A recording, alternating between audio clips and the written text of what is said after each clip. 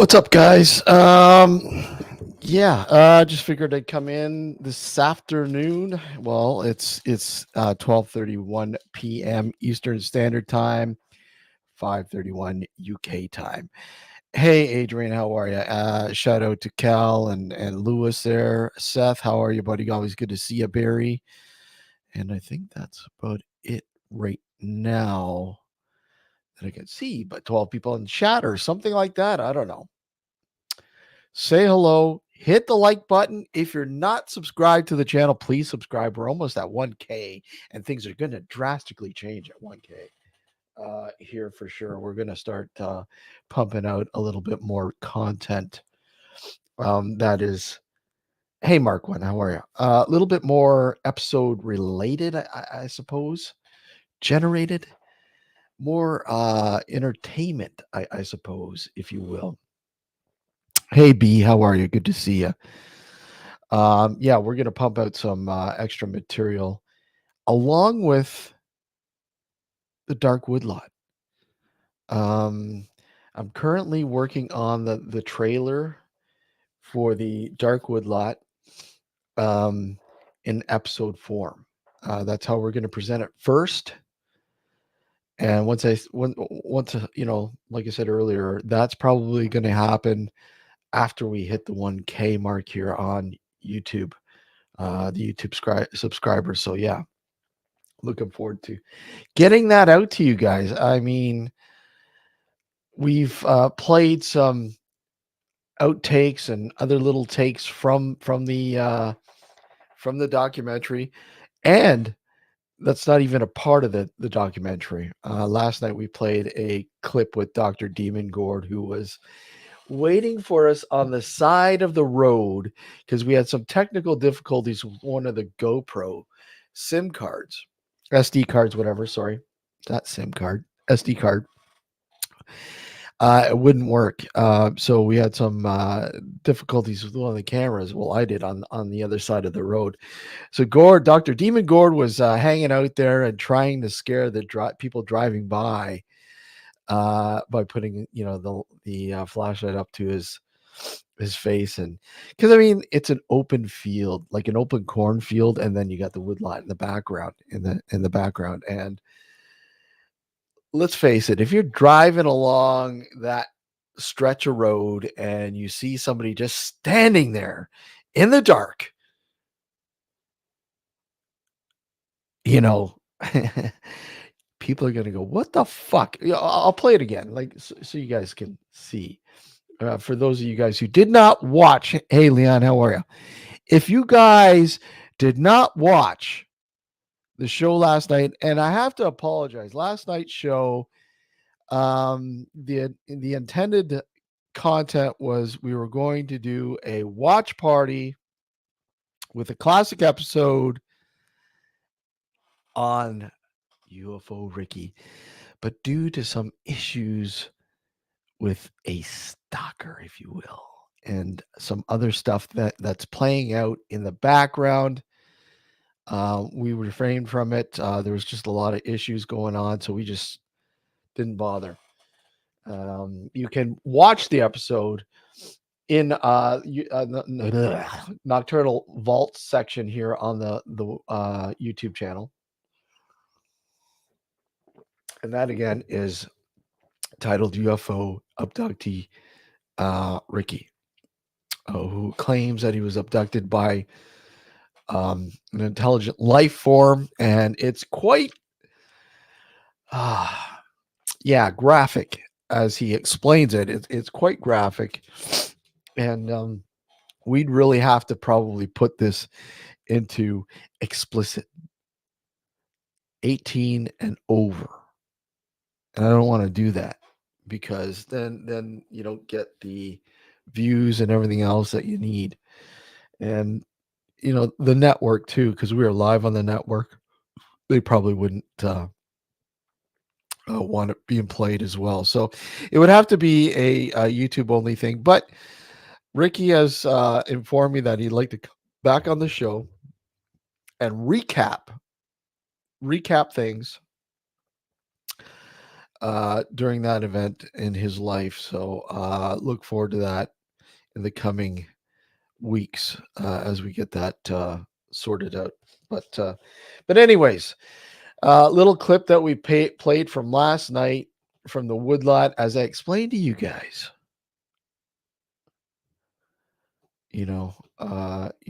Dr. Demon Gourd on the side of the road. Let me see here. Trying to scare some of the drivers, but here we go. This is here's the clip. So here we are. It's 2023. Where's my damn flashlight? Whoa. There's cars going by, so I thought I'd entertain them.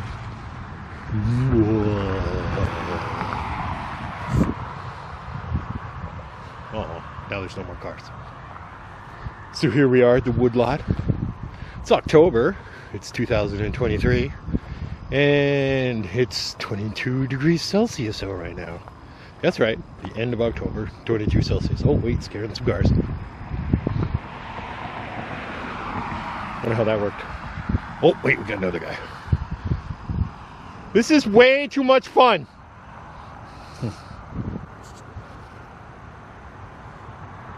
Look, we're smiling for all the other cars right now.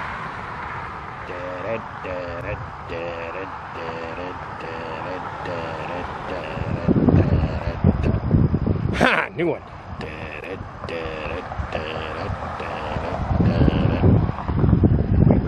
Wait. This will be even more fun.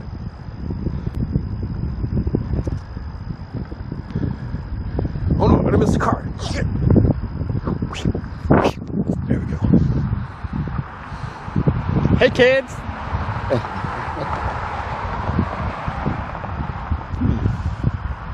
Not one car is slowing down. That's weird. It's just weird. I don't know what's happening over here. Over there is Steve and Alex. They're doing something. I don't know what the hell they're doing. Bro love. I don't know. Anyway. Oh, here's a scooter guy. Scooter guy. He is doing his scooter guy. Cha-cha-cha. Oh, here comes Alex. We have the same haircut. Dead. Oh, wait, car's coming. What's happening? How you doing? Hi, kids. Hi, kids. No, not anymore. What the hell is happening? He was having a car to... Trying to make a video. There'll be lots of things for him to watch now. Our crotches, me trying to scare cars.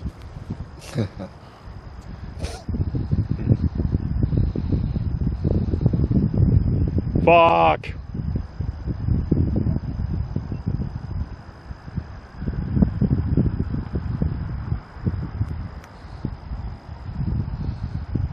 Oh no, he turned the corner. I didn't get to scare him. Oh wait, car coming.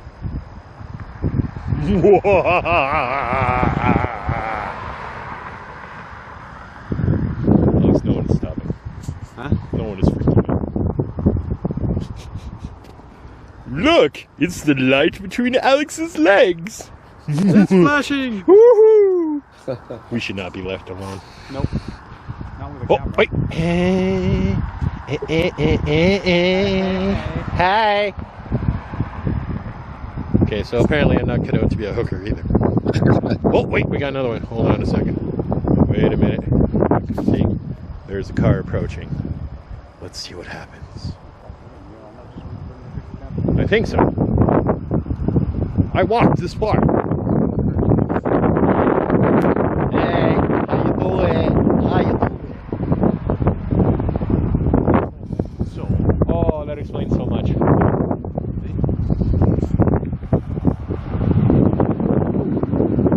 God damn it! Not one person has even hit their brakes. Look, let's try this guy.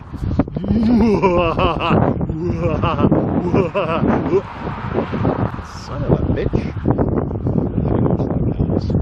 And how much longer do I have to stall? Steve is still over there.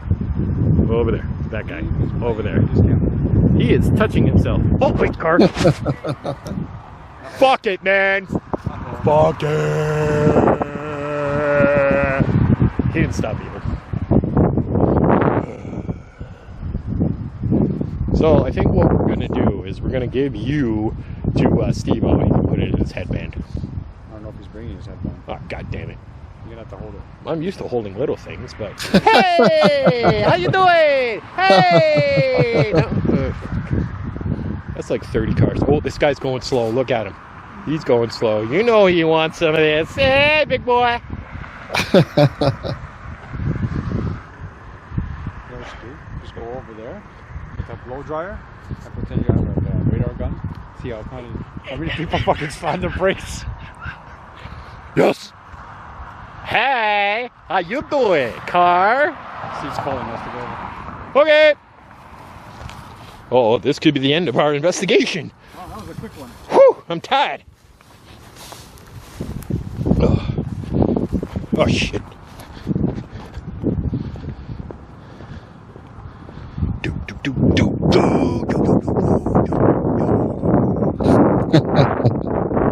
So we're going over here. We're gonna find out what's going on with Steve. We're gonna find out what's happening here.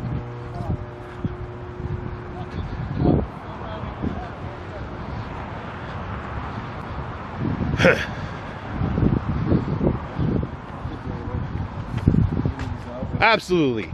Here you go, sir. Thank you. What? Holy yeah, exactly, B. The weird dog, man. Yeah, quite possibly. Could Dr. Demon Gore double as a dog man? Yeah, absolutely. He looked like it, eh? That was crazy.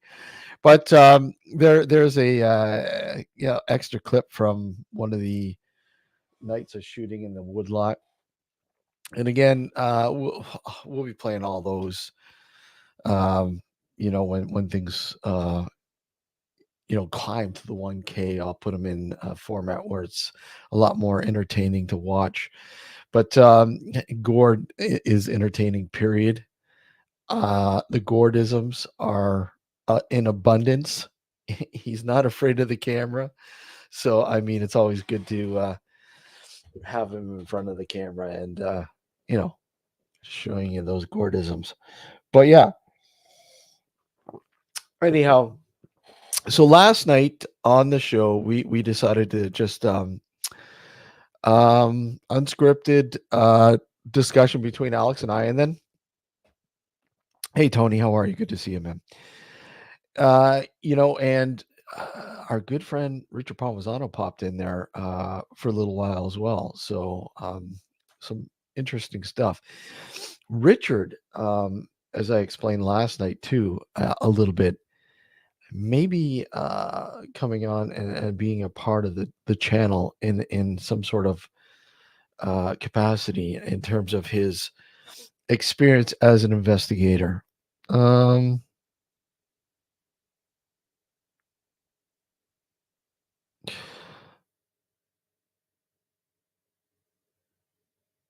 Oh yeah, okay, I saw that. Yeah, I contacted Matt. See if you want to come on this afternoon. Let me just see.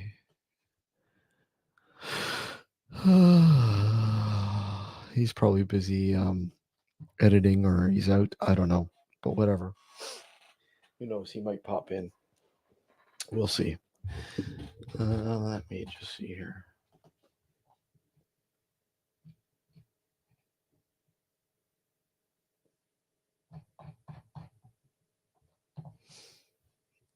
Okay.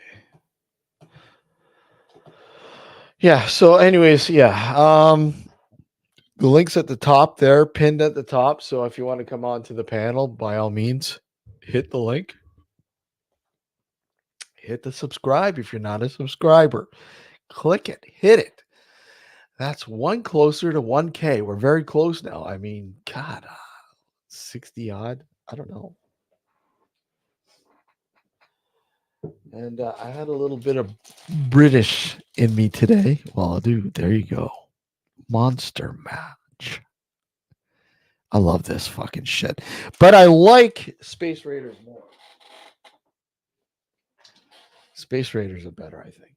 But the pickled onion Monster Munch is amazing. Can't go wrong. Can't go wrong. They don't last long.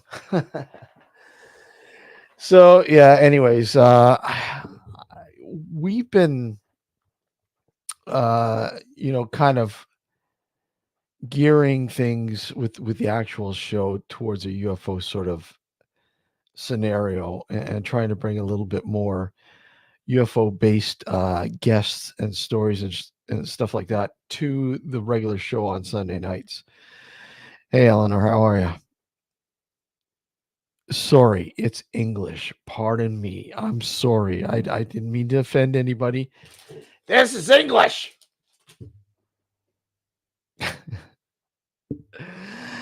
uh, yeah. Well, here it is British because we're not in England, right? Here I bought it at a British store. A British store. So therefore, over here we call it British because we're not in the UK.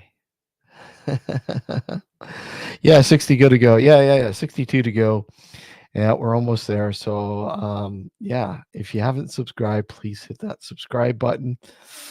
And like I said, we're going to really start pumping out some extra content once we get by that sort of plateau.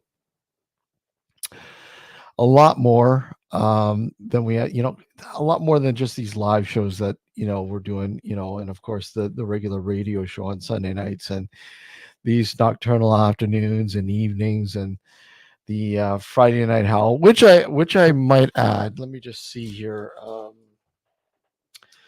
We're going to be doing a Friday Night Howl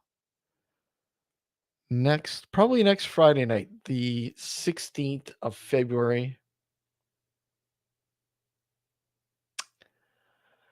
Yeah. Yeah, maybe the 16th of February. And again, I will contact Percy and see if Percy would like to come on. Again, you guys all, well, a lot of you are familiar with, Gareth's Friday Night Howls, so we're keeping it going. I like the KP beef flavored potato sticks. They're probably good. You know what I like? And I didn't think I'd like it. I like the Walker's Marmite flavored crisps. Those are pretty fucking cool, right? Yes, I'm well aware of that, Eleanor. Yes, it's a British Union. I know, but the shops here where I buy, they're British shops because it's basically food from you know all over the Union, if you will, the British Union. So it's over here. It's British. It's British. And for some of us who don't live in the UK or in England, yes, I love fucking Space Raiders. Spacky Raiders. Space Raiders are, I like, I don't know. I think the ones that I really like are pretty much like this. Hey, Paul, how are you? Good to see you, man. Nissan, hey, good to see you. A long time no see. Very well, sir, and very well. How about you? Hopefully, you are well. Um, I think it's the pickled onion Space Raiders I like too. I think. I just know I really, really enjoy the Space Raiders and the local British shop. Sorry, Eleanor. The British shop did not have any uh Space Raiders this time, which kind of sucked. No artificial colors. I like how they say no artificial colors, but there's artificial flavors. Is there? Oh, yeah, MSG. Oh well, that sucks. Made with corn meal, flavor enhancers. So MSG, yeah. So the rapeseed oil, pickled onion seasoning.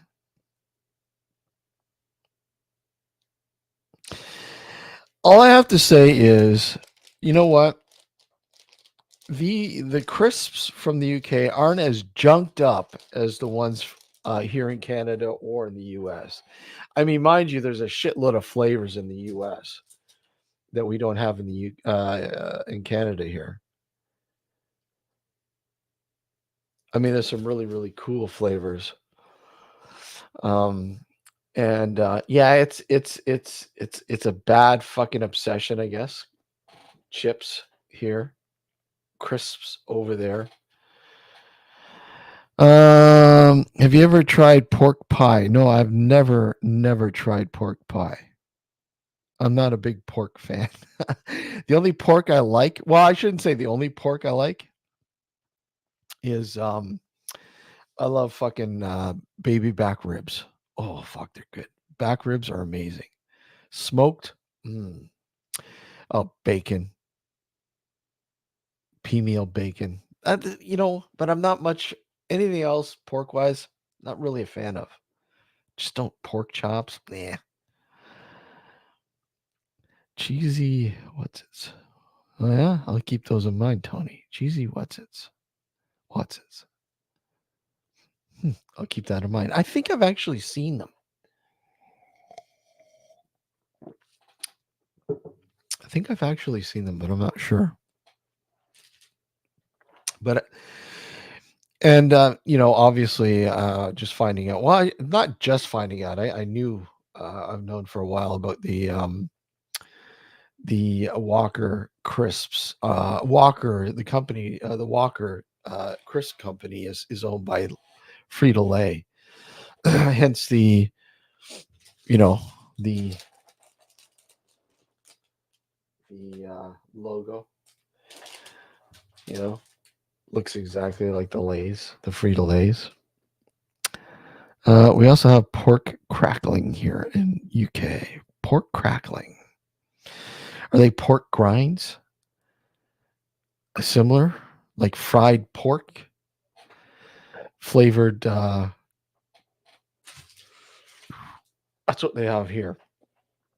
Pork grind. It's like literally fried to a fucking wafer pork, and it's nothing but pork fat. Really. Yeah, you and me both, Leon. I'm crazy about chips and dip. Yeah, different types of dips. I mean, do you guys have many dips over there, like for your crisps? Do you guys like, dipping your crisps and dips, or do you just like eating them plain, like flavored crisps? Or do you have, because over here there's shitloads of fucking dips, you know, onion, dill pickle, um, it's French onion here. Oh yeah, oh yeah, poppadoms. I love poppadoms. Oh yeah, they are the best, Nissan. I love those Tato cheese and onion. I didn't pick up any this time. I did the Tato ones that I picked up were what did I pick up? Oh, Worcester flavored and pickled onion Tato chips. But I love the cheese and onion ones. Those are so delicious, so delicious. Um, yeah. Barbecue dip. Okay, yeah, barbecue dip. Yeah, they have quite a few barbecue dips here. Barbecue dips. Um, yeah, there's all sorts of weird flavored dips here. Chipotle, um, you know, sour cream and chive, French onion, I guess derivative of French onion soup, that kind of flavoring of the onion. Um, I've tried oat cakes and they're absolutely delicious. Very, very good. Um, hey Neil, how are you? Good to see you, man. All good. Thanks for popping in. But yeah, it's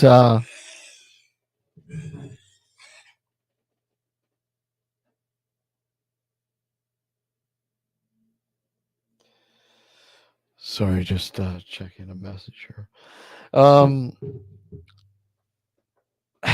I dip my chips, but I don't dip my crisps. Okay. But what are the difference between chips? Oh, well, chips are fries, right? I mean, chips are fries, not crisps. They're fries, right? Uh, yeah, I see the crisp sandwich. In fact, I've had it before, and it's tasty. I don't know if I'd eat it all the time, but it was very good. Uh, Golden Wonder cheese and onion crisps. Never seen those. At least over here.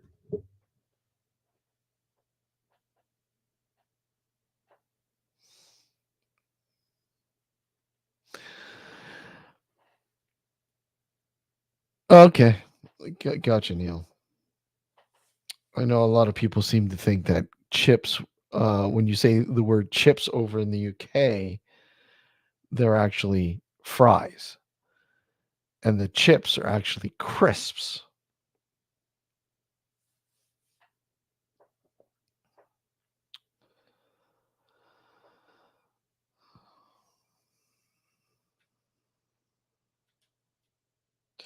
Sorry, I just the spring. Okay, so French fries are thin, probably covered in chemicals, in my opinion.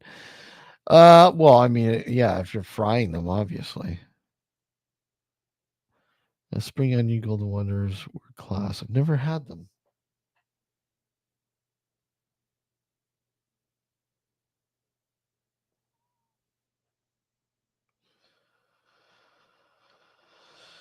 Okay, hold on a sec here. Sorry, guys.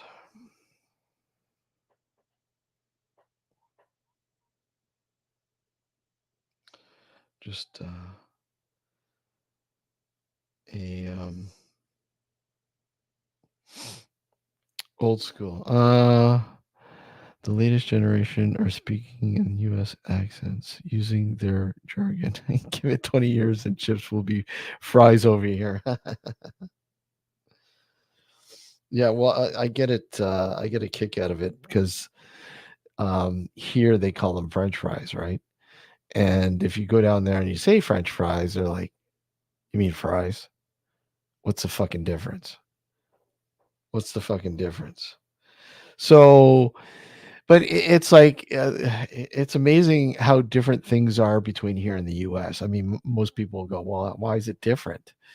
Well, it's different because there's a border between us, and um, the U.S. Obviously splintered off and became its own country from the UK a lot earlier, so they have their own mannerisms.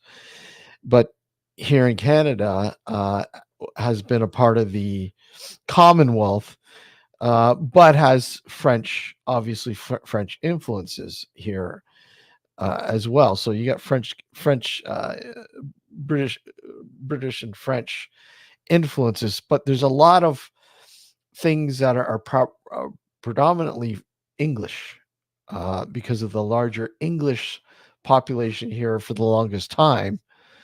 Um, so it's like when you look at. Sorry, guys, I'm just trying to figure something out here.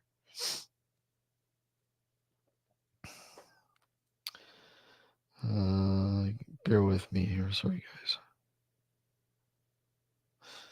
There we go.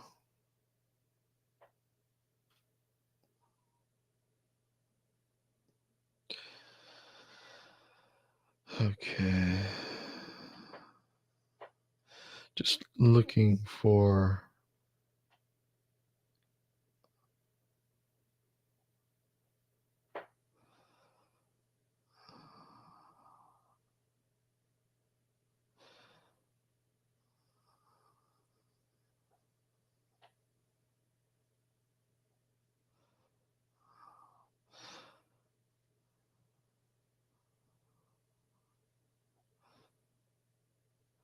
Sorry, I'm just getting sound. Just and cod, uh, gravy or curry sauce. What a pickle these.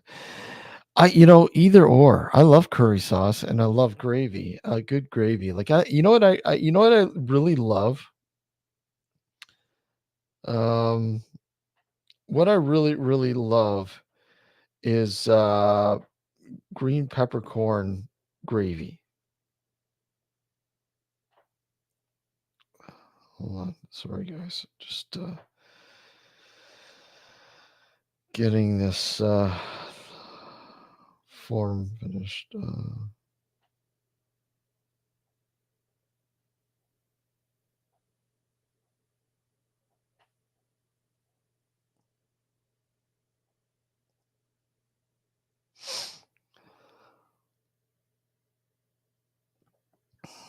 Okay.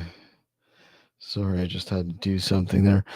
Peppercorn gravy. Oh yeah. Oh, on a steak, absolutely. Hey, Ducks, how are you? Good to see you, buddy. Yeah, no, I absolutely love peppercorn sauce on anything like steak, even fries. Fries, I absolutely love them on fries. Peppercorn steak. Mashy peas or rank. Yeah, I'm not mushy peas or any kind of pea. If you go to the States, they really love their fucking peas. Not mushy, but peas. And they literally fucking load the peas on your plate.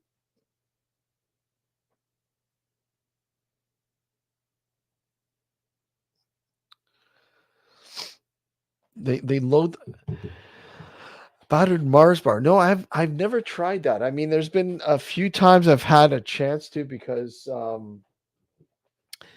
in the summer they have what's called the Canadian National Exhibition. So it's like you know a thing that runs for during the summer up until the last week of summer into the school sort of thing, and they have all sorts of fucked up shit, and deep fried Mars bars was one of them.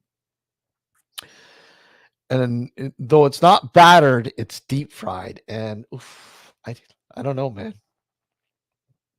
I don't know. Steakettes are good on a sandwich. Getting hungry now. That maybe I want a steakette sandwich tonight. Oh, steakettes are good.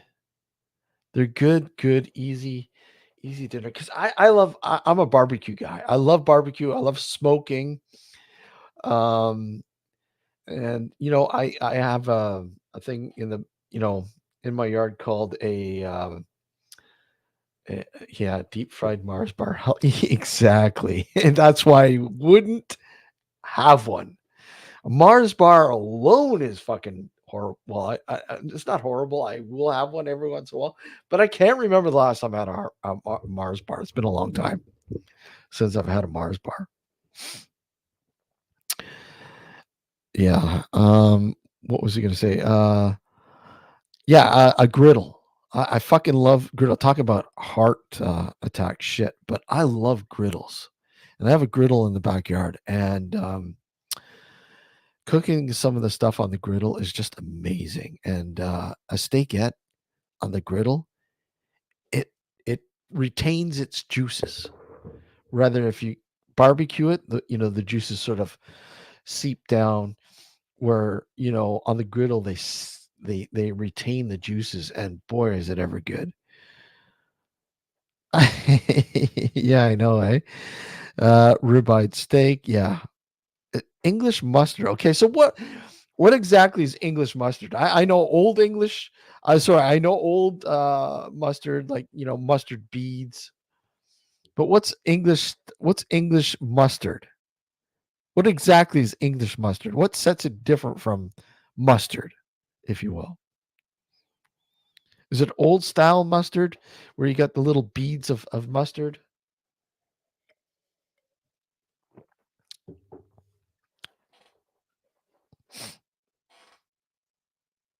What's old or sorry, what's English mustard? Please explain to me what English mustard. Oh, Coleman's. Yeah. Okay, I know. I'm well aware of Coleman's. Yeah. Yeah, it comes in a liquid form and it comes in a powder form. We keep the grill outside the shed for the most. Yep. Oh, I love spicy. Oh yeah. You, Neil, you think that stuff is spicy? Oh my goodness. Yeah. Yeah. Okay. So it is good. It's got a nice little flavor to it, but spicy, no. But I'll tell you, I fucking love spice. I love it. The spicier, the better. I mean, I made a last year. I didn't do it this year, but last year I made a not last year, but the year before. I made a Carolina Reaper sauce.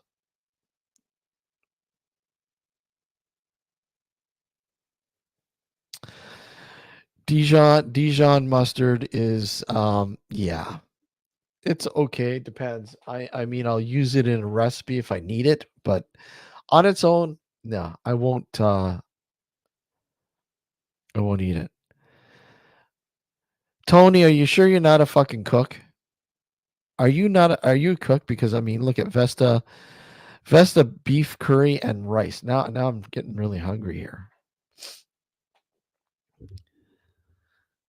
I'm getting real hungry now. That sounds really good.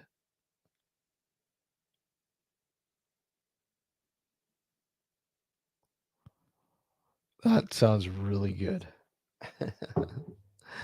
Oh, let's see here.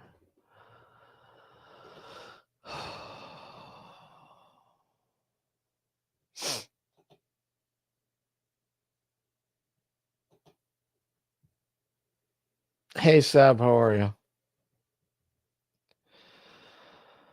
Good, buddy. How about you? And once again, if anybody would like to join in, by all means, hit the link.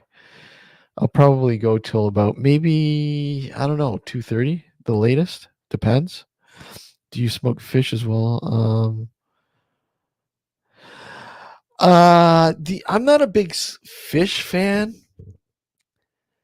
But though I like salmon. I'm a huge salmon fan, and I will smoke it on cedar plank. Absolutely love it. Just a greedy pig. uh, um, but I'll tell you, when I'm out and about like camping and stuff, you know what? A nice river rainbow trout, freshly caught. You put it in some tin foil with some butter and some wild leeks, and you cut it. Sorry, not cut it, but you put it in the foil and you cook it on an open fire. And I'm telling you, I don't know if you guys have wild leeks over there, but over here, they did grow in an abundance. Now there's people are like mass picking them and killing them, which kind of sucks. Wild leeks are some of the best things for you health wise, you know. And then we got this crazy guy here. How's it going, buddy? Good evening, good afternoon, good day to you all. How are we doing? It's Sab, the science guy, the parascience guy. Yep. What's going on? So how's the new channel going? Better than my bloody Sab's Workshop channel, I'll tell you. It's like absolutely, no, it's doing good, mate. Yeah, it's all right. Yeah. I've been getting up to some experiments. I mean, just to elaborate there, I've been making lots of cymatic devices this week. So, turning sound and frequencies into patterns and all the rest of that sort of stuff. Yeah, been quite fun and quite interesting, actually. Yeah. Yeah. So you're dead serious about this. You're really diving into this, and that's what I love, man. I love the fact that you're doing this.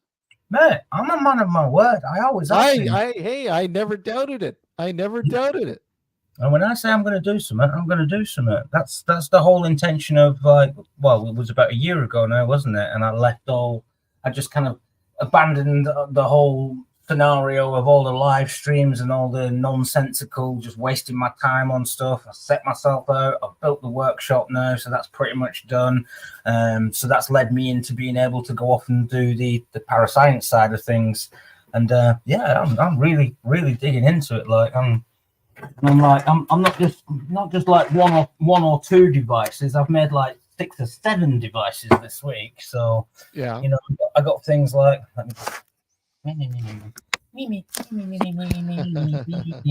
I'm not just doing like ones where you see it on a plate. I'm actually doing it with like containers, and then I've put like polystyrene in that one. I've got one there with some sand in and some salt, and yeah. I'm making plate ones. I'm making box ones. I've got another one here that I've made like a nice boxy one, like so beaker underneath, wire it up. You can put the lid back on the top there, you see, so you can actually see stuff. It'll make the pattern in the bottom, and then it also makes like a 3D pattern on the inside. Yeah. But I've got to invest a bit of money into doing that as well to get a proper. You need a proper speaker. The ones I can't remember the name of them now off the top of my head, but there's speakers that you can get resonating speakers. Mm-hmm. So you can actually, and they've got a hole in as well, so you can screw a bolt into that, and then obviously you can attach your plate onto the top of the bolt. Or So I'm just you know what I mean. It takes a little bit of time to do these experiments and whatnot. Sab, they're loving the hair. Yeah, it's took me ages to grow this out. They're loving the hair, Sab. Took me ages to grow it out. I did say if it was a little longer, I'd call you Robert Plant or something. Macy Gray. Macy Gray. Okay. Macy Gray's brother. Yeah.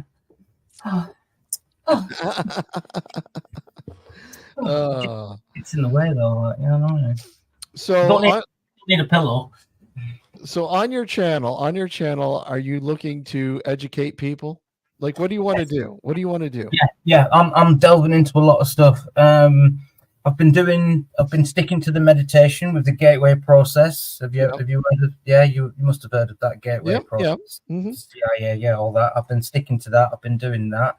I'm doing it so much. My little one, my 5-year-old, she actually 2 or 3 nights ago.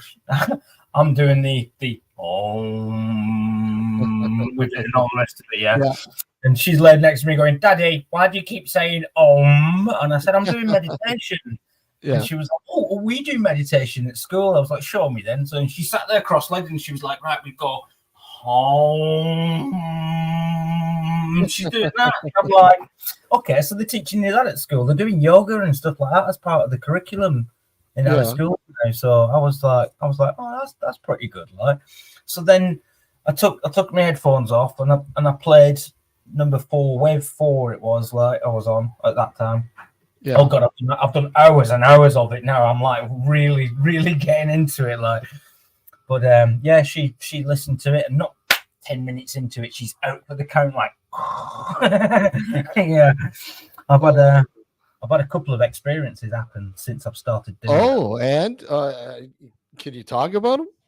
Yes, indeed. Sure, let's hear them, man. Let's hear them. Wow. So about a week or so ago, I was doing the Gateway Experience meditation. Sorry, before I carry on, hello to everybody in the chat and so on and so forth. Sorry. Hello. So, right, anyway, yeah. So about a week or so ago, I've done the Gateway Experience for about an hour and a half-ish. I'd say it was an hour because they're about half an hour each, just over half an hour each. So I was probably into like a bit of a section on the third bit. I was on the third video I was on at the time. And I was kind of like, like just before it's called hypnagogia. is Okay. the kind of semi-sleep state that you Yeah. go into, right? So I have done a lot of research. I am researching this as I'm doing it as well to understand what it is I'm doing and where it is I'm going with all of this. Like, yeah. Yeah. Within that as well, onto my parascience channel, I'm putting all my findings and all the, you know what I mean, the descriptions of what it is I'm doing and the backup theory and the explanations about what it is I'm going through at this very moment, etc., etc. So it's not just me doing it and then trying to give a half-arsed explanation about it. I'm fully doing this, like I said, and I'm giving as much detail about everything I'm doing as well. So that's good. Yeah. That kind of keeps it for me as well, then, because you don't lose, you retain most of the knowledge, you don't lose half of it. So with this, Well, and that's the key. I mean, a lot of people can't retain the information. They it goes in one ear, it either gets blocked or just quickly goes out the other side, and there's nothing retained. yeah, or you get distracted in, like, during the day you'll wake up and then you get distracted and then That you lose. too, yeah. Yeah. By the time you remembered, oh yeah, I had that drink, you know what I mean? So Yeah. But I've not been smoking as well. You quit smoking? Yeah, smoking the weed. I've not been smoking the weed. Oh or wow, anything. okay, cool, cool. Because I believe that was kind of like dulling it down or nulling it off, or Yeah. cutting me off to a certain extent to where I'm going with this. Yeah. Do you know what I mean? So I was Mhm. like, yeah, I was putting a block, if that makes sense. I was putting a block in place, smoking the weed. So I've not been smoking the weed. So, and I think that's helped me to excel in this as well. Well, because it's all natural. It's all natural. You don't have anything aiding you. I mean, everything is as is in experiencing what's going on with the process. Yeah. So you don't have any aids. You don't need any aids with Yeah. a lot of this. You just yourself. I mean, you want to prop yourself higher to a higher level. You don't need those kind of additives, if you will. Yeah. That falls in with coffee and smoking cigarettes. I've cut down on that as well. I mean, I've got a coffee now, but this is only my third. Where at this stage of the day, I'd have been on like my 8th or 9th coffee because I'm just coffee. Wow, you're a coffee man. I am coffee maniac. I just drink. I used to just drink coffee all day. It was like, like a chain coffee drinker. Yeah. As soon as I'm getting to the bottom of this cup, I put the kettle on, ready to make the next one. You know, one of them. Like, take care, Mark. Thanks for stopping in. Sorry, Sam. Go ahead. No, that's right. Yeah, take care, Mark. So yeah, I've cut down on that. So I'm drinking more milk, more water, to try and cleanse and try and clean myself out. So I think that's just part of what I'm doing. Oh my God. So right. Back to my little experience I had about a week ago. Okay. Holy, we did quite the detour getting to the experience. I know, yeah. Well, I'm trying to give as much background as much. Gotcha. I'm trying to give as much background as I can as well, just so it, you know what I mean, we can fully understand this. Right. So, done about an hour and a half, let's say, just over an hour off the gateway. I was falling asleep. A voice came into my head. Okay. An image with this voice at the same time came into my head. Yeah. And this image, I can share it for you as well, was like it was like a sort of an orb of light, we can call it, if that makes sense. Sure. Yeah. View my channel. I did a little short on it so you can see it as well. Yeah. I haven't got any music or anything behind it. All right, copy. Oh no, I don't need to copy clean link, do I? No, what am I doing? Could do it that way, or I can do it this way. Present, share screen. Yes. Overlaid Merkaba. Yes. Right, there you go. I'm sharing that now. So this is the image. It was pretty much nigh on this image that I got. It was more in depth and more 3D, but that's the best I've been able to reproduce the image that came into my head. Oh, wow. Yeah. Isn't that strange? But doesn't it look familiar as well in some sort of degree? Absolutely. I mean, these are images that, yeah, it's very familiar. But you sit there and go, you could really like drive yourself insane trying to figure out exactly where you know it from. Right. So this voice, I was able to like talk to this voice, communicate with this voice, and I can't. When I say a voice as well, I don't mean it's not like weird talk. It was like an internal, Yeah. but not myself. But Okay. I couldn't. It wasn't male or female. It was just like words, or do you know what I mean? I can't explain it. But yeah, that's the best way I can explain it. Yeah. So I asked it. I said, "What is this?" And it said it's time travel device. And I was like, what? A time travel device? Not a machine, not in the concept of building a time machine, getting into the time machine and traveling through time in that machine. No, it's not that. So this is more a metaphysical, within yourself time device, a way of time traveling within yourself. So astral projection. That's sort of like that concept. So I said, give me more details. What is it? How do I reproduce this? How can I? You know what I mean? How do I do this? The words I got were, and I genuinely woke up at 3 o'clock in the morning, came downstairs, and started scribbling all this information down so I wouldn't forget it. Like, yeah, genuinely, like you do, frantically, like. And so it started with this: a Merkaba layered with toroidal interwoven electrosphere. Okay. Positive and negative filled neutrons, protons with chambers. The chambers are in between the layers of the Merkaba. There's 5 to 7 layers within this Merkaba. Like your toroidal aura that we naturally have around us. Best way I can describe that to people or explain that to people is everyone's experienced when you walk into a room and the good old saying, I could cut the atmosphere with a knife. Yeah. So it's that right? Yeah. It contains resonating waves and frequencies with polyrhythmic sounds. Interesting. Yeah. Not only that, I was like, I'm turning this around as we go through it. I was like, okay, elaborate. And it was basically saying that we need to use electroneural networks, magnetic fields that are naturally around us and in general. We could use AI and quantum mechanics with entanglements within the Merkaba. Turn this round again. I said, and it's positrons, electrons, gamma rays that curl into hydrogen density plots. Then there was just electron subshell levels and neuron growth. I was like, okay. I was like, so how do I use it? And it was like, this doesn't use coordinates. The universe has a specific set of frequencies dedicated to points of time and space. Okay.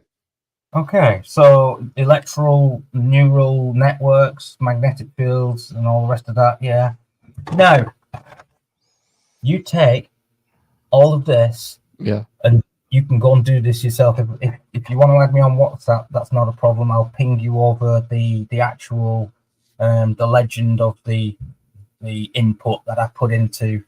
So I took most of the keywords from this and I just put it in like I've used 4 different AI generators to actually build this. Let me just go to my WhatsApp because I sent it to a couple of people as well. I don't even know if I still have WhatsApp. Right. So this is another picture that I made from a different AI. Okay. So if you look at that, that's just as similar as the other one. But it's more intricate. Yeah, that's what I'm saying. This one's a little bit more intricate. Right. And if you'd like to, I shall show you. This is the description. Use the following description to draw this as well if you want to. And I'll read it for you and I can write it down. I'll write it down in chat as I'm doing this. Okay. So it was just so everybody else can try this as well, just to show I'm not going mental, I'm not going mad. I don't know fully what this was. Do you know what I mean? I'm still trying to figure all this out as well. Like, But that's the thing, Sab. I mean, people who do this have all this stored inside, and they got to get it out. And it initially sounds like absolutely madness, but it isn't. I mean, it makes sense. You know, once it's laid out, and once you start mapping the direction, it makes sense. Most people go, "No, he's crazy," but no. Yeah, waves and frequencies. So this is also because obviously I've been digging into this a bit more now. And the other thing, if you go and search this yourself as well, which anybody can do, look at because it didn't tell me this, but I have looked at it, and something else while I was searching, it clicked. And Vedic symbols, ancient Vedic symbols. Okay. Which, you can go and find a lot of them. So I'll go and look for that as well. Ancient Vedic symbols. Right. You can look at them on online images. There's loads of that sort of stuff as well. Okay. You can get pictures and pictures and pictures of them. There's Hindu Vedic pictures. Yeah, I can't find the page I was straight on before. So like, and if you look at a lot of that as well, they've actually got temples and so on and so forth all around India, based in Hinduism and their religion and the Rosicrucian, the Hermetic, and all the rest of it. So they've actually built temples with all of these symbols and so on and so forth going on inside of them. So maybe, and we all know that Hindus and all the rest of Vimanas and all the rest of them scriptures, they knew stuff thousands of years ago before we rediscovered them now in the literal scientific terms and all the rest of it. My cat's in heat. I know, I can hear the meow, meow, meow. Yeah, he's been at it all day. Honestly, he's looking for a mate. Give her some monster munch. He's looking for a mate. He keeps coming in the house. Where's my bitches at?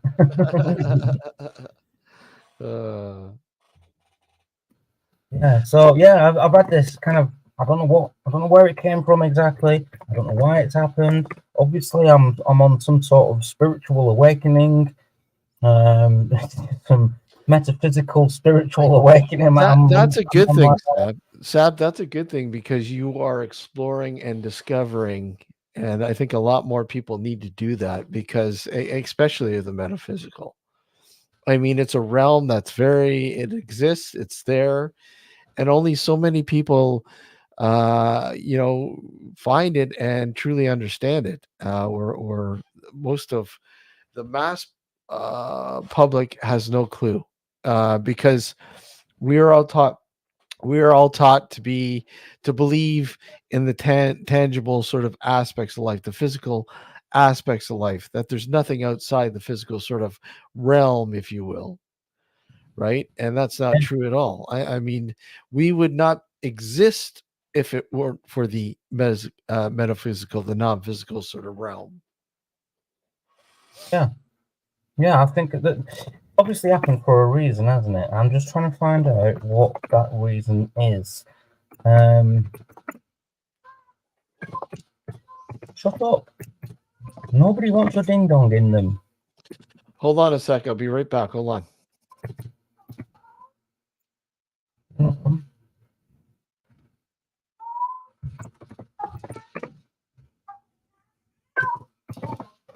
I know, yeah, he's terrible, isn't he? Right, there you go. So everybody, if you wanna go and do your bit of digging yourself and have a look at that, you'll it'll be really good if other people actually they want to go and dig into it. Tell me what you produce yourself. Yeah, it's been fantastic. I just I'm really, really blown out by it all. Send us the link, Daniel. Daniel says, send me the link. It all sounds interesting, even though it's going over my head. Oh, but yeah. Sideshow Bob. Yeah, I didn't think of that one. That was a good one, that one, actually. Yeah, Sideshow Bob. I up ducks. There you go. Sideshow Bob. Sideshow Bob. Sideshow Bob. Okay, so there we go. Yeah, you take them bits of nuggets that got thrown to me, and you know what I mean? Nanotechnology. That's apparently this is what's going to help us to. What? I'm Sideshow Bob. Sideshow Bob. What are you doing? Yes, hang on. I have to drop the camera off. The wig is what's causing the cat to hump you. I love it, Neil. I love it. So yeah, I've but not just that. I mean, if you go and have a look at my channel, honestly, because I've been digging into not just that, but a lot of other stuff as well. Like, so I've been touching on a lot of different subjects. I did a funny video this morning about the brown note. I'm going to so we can check out the channel. Hold on. Discovering the brown note. AI, the app I'm using to make videos and such like recently, it wouldn't put in the words. Closer, look at that. He was about to drink it. He's like, "Oh no, I'm going live." How you doing, Matt? Not too bad, mate. How are you doing, Sab? Yeah, not too bad, Matt. Good. Sab was just going in and explaining the experiments and stuff that he's been carrying out, and he was going quite in depth. I think Daniel was like, this is interesting, but it's above my head. So, but how you doing, Matt? Everything good? Yeah, not too bad, thanks. Okay, go ahead, Sab. Sorry, I didn't. So I was just going to say, I actually mentioned Matt this week in a couple of different lives regarding all this, because there's a couple of other different communities of channels that I've joined, obviously within all of this that I'm doing, and they were talking about crop circles and stuff like that, and I was like, oh, I actually know a guy.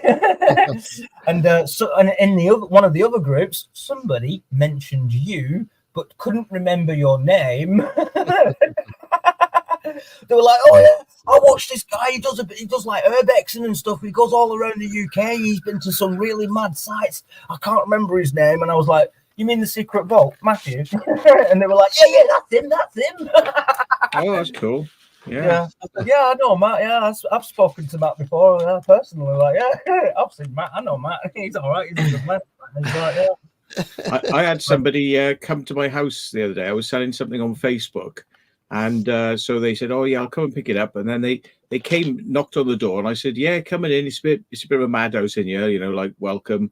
And then they went, "Secret Vault," and I went, "Yeah," and he went, "Watch loads of your videos," and I was like, "Oh shit, there we go." So even the Facebook people are stalking me now. Yeah. Facebook Marketplace is stalking me.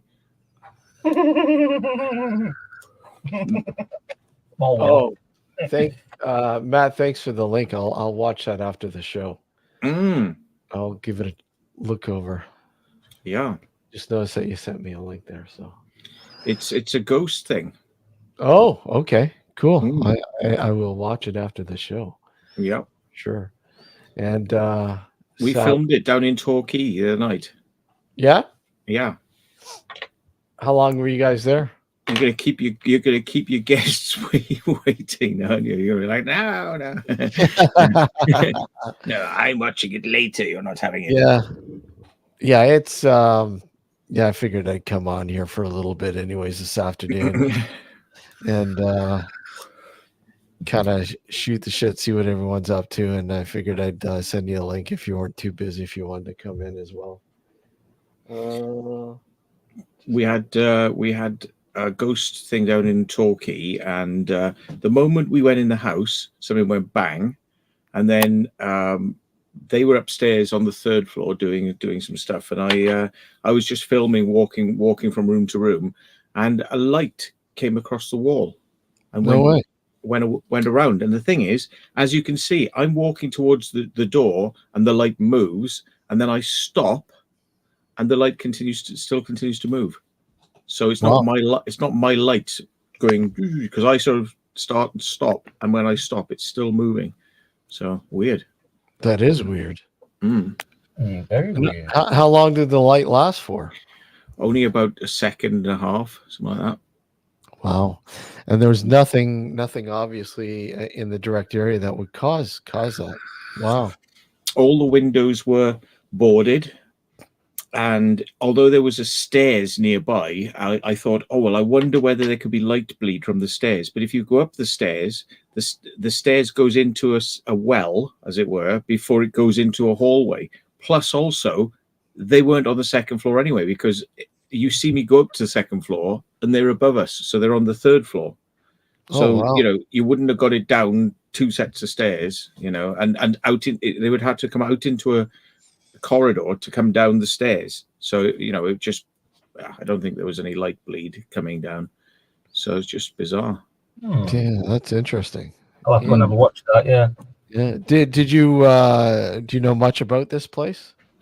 Well, Andrew said that he thought it was demonic and he didn't like going back there. But after the most recent thing we did there, we had some quite positive reactions. He took a child's trike with him because the story was that a child used to ride up and down the corridors on a trike, something like that. So he took a trike there, and it seemed to be loads of, like in the red type activity on his meter, and another meter down the end of the hall was going off as well. So, and we were asking questions. A light was coming on. We had some good stuff through the EVP. It was just a fair bit of activity there anyway. Let's put it like that. So yeah, trigger items are good for the most part. I mean, they really show a lot of problems. I mean, I've used several things. I think one of the craziest, well, not one of the craziest things I've used, but one that I find that works very mysteriously is Etch-a-Sketches. But I tend to get the older ones, like the classic ones, pre 1972, and because of the materials that they're made with are for some odd reason they do mysterious things when you put them in those situations, which is cool and unexplainable. Yeah. Etch-a-Sketches. Everybody remembers those when they were kids. Come on. Yeah. Who'd have thunk it? Literally, who'd have thunk it? They work great. I would highly suggest it. That's worth looking at. Yeah, definitely. Yeah. I'll add it to my list. Magnetism. Yeah, exactly.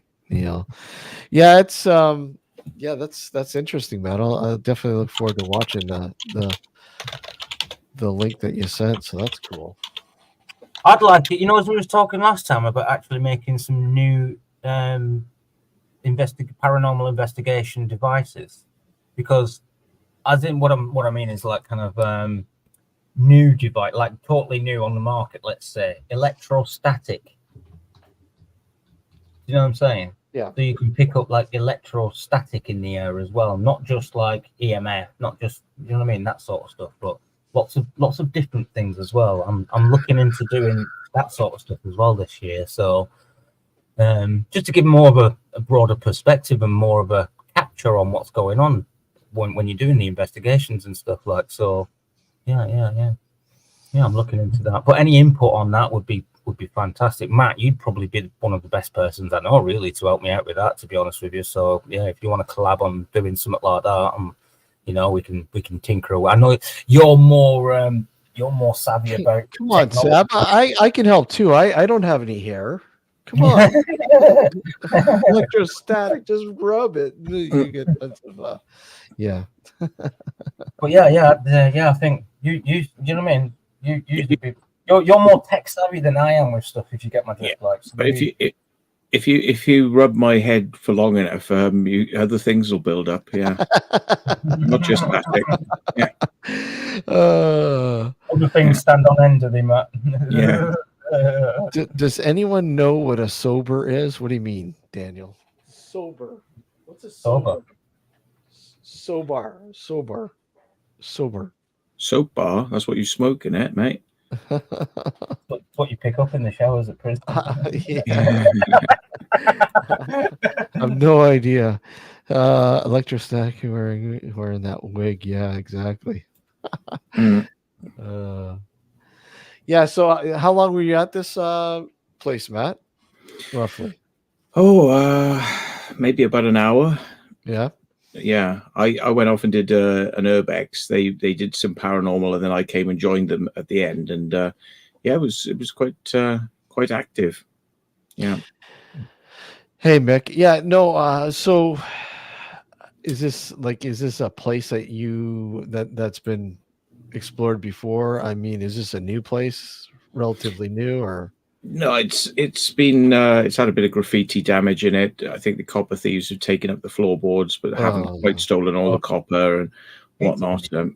Roofs are leaking, or maybe even the copper started to leak when they stole it, so it destroyed floors, and things. Yeah, but yeah, I mean, what was it now? They did the EVP recordings, and there was some strange things came through. There was like noise. Like we were just standing there perfectly still, and when the recording came back, there was like all this sort of like shuffling noise and stuff that was coming through, which was weird. And then there was another thing where he asked a question, and something said, but like in a very strange voice, it sort of went, "Andrew, save me." Yeah, which was like, "Andrew, save me," which was weird. Yeah, just a Like little. that. Yeah. Just a little, man. That's when you say shuffling sounds, as in like someone was walking around you. It was like a